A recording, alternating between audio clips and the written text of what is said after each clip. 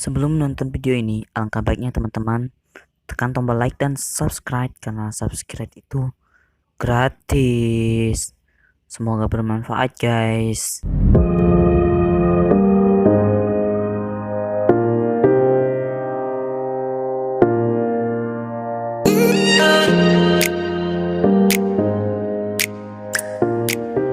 Saya Fathur Nawari, mahasiswa Fakultas Perikanan dan Ilmu Kelautan Universitas Mula Warman, program studi agrobisnis perikanan. Baik teman-teman, di sini saya akan sedikit menjelaskan mengenai materi tentang budidaya yang berkelanjutan dan ramah lingkungan atau Sustainable Agriculture Future.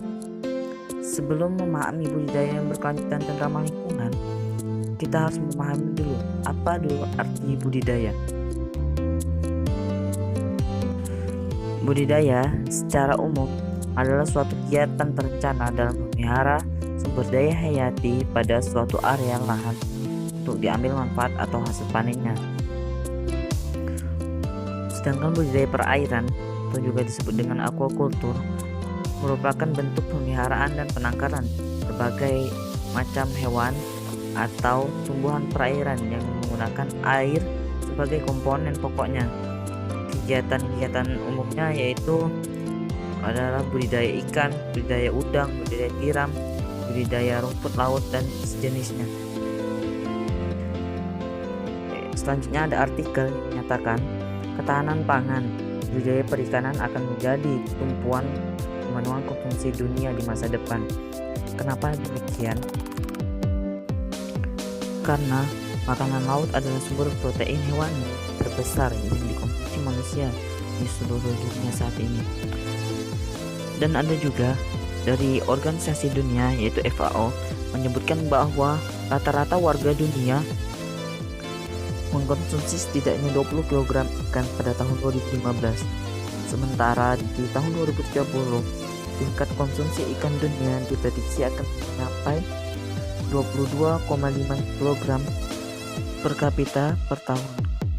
Nilai ini diperkirakan akan memacu peningkatan produksi perikanan budidaya sebesar 172 juta ton atau naik sekitar 15% dari rata-rata ini dari kurun waktu 2009 sampai dengan 2011.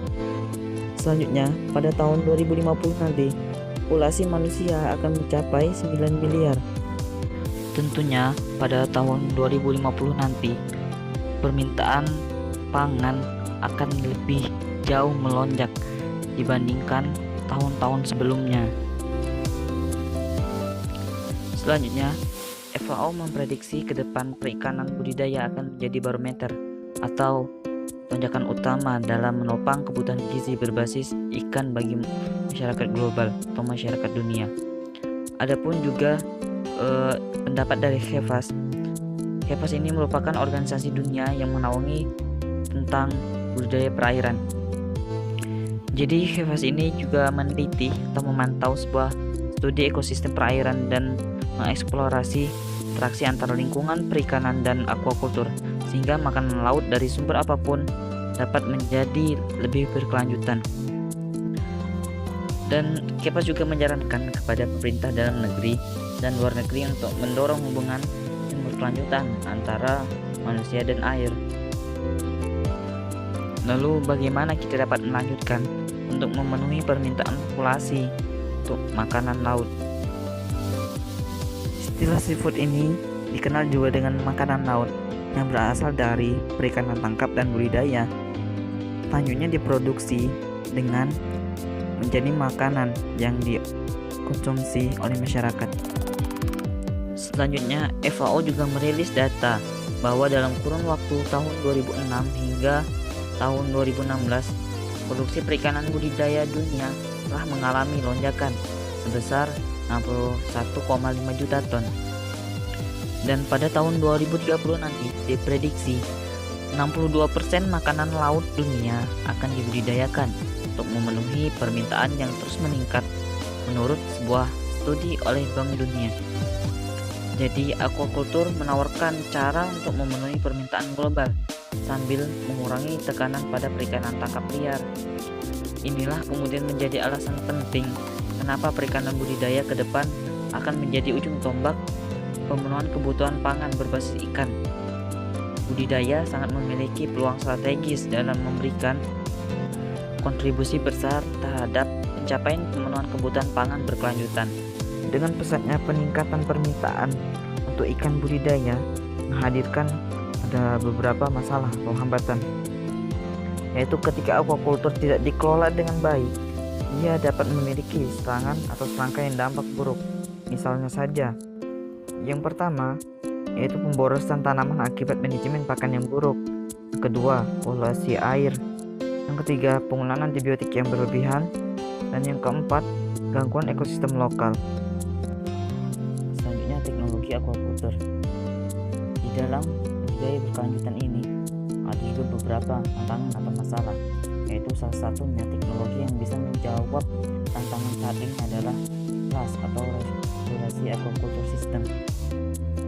Tidak hanya RAS, teknologi lainnya juga yang bisa dikembangkan, yaitu salah satunya biofiltration system. Saat ini juga mulai diterapkan di Indonesia. Teknologi tersebut adalah pemanfaatan sistem filtrasi yang efektif dan menghasilkan kualitas air yang stabil dan memicu penggunaan air yang efisien, bahkan ditekan dengan tanpa dilakukan penggantian air lagi. Dan ada juga teknologi lain seperti budidaya lele sistem bioflok, dan penerapannya yaitu sistem regulasi tertutup atau closed regulation system. Yang terakhir, tujuan budidaya ramah lingkungan. Menurut beberapa ahli, salah satunya Effendi dan Mulyadi, beliau menjelaskan tujuan dari budidaya ramah lingkungan yang pertama yaitu upaya untuk memenuhi kedaulatan dan keamanan pangan. Kedua, melakukan rekreasi. Yang ketiga, menyediakan ikan umpan. Yang keempat, memproduksi ikan hias. Yang kelima, upaya konservasi secara konsisten. Yang fungsi yaitu lingkungan serta memperbaiki stok biota akuatik di dalam alam. Dan yang keenam, menyediakan bahan baku industri. Dan yang ketujuh yaitu mendaur ulang bahan organik. Dan jika dikerjakan secara profesional dan penuh ketekunan, mengikuti best aquaculture practice atau cara budidaya yang terbaik, usaha aquaculture ini dapat menghasilkan keuntungan yang besar dan mensejahterakan rakyat secara berkelanjutan dan bisa memenuhi kebutuhan pangan dunia di masa depan.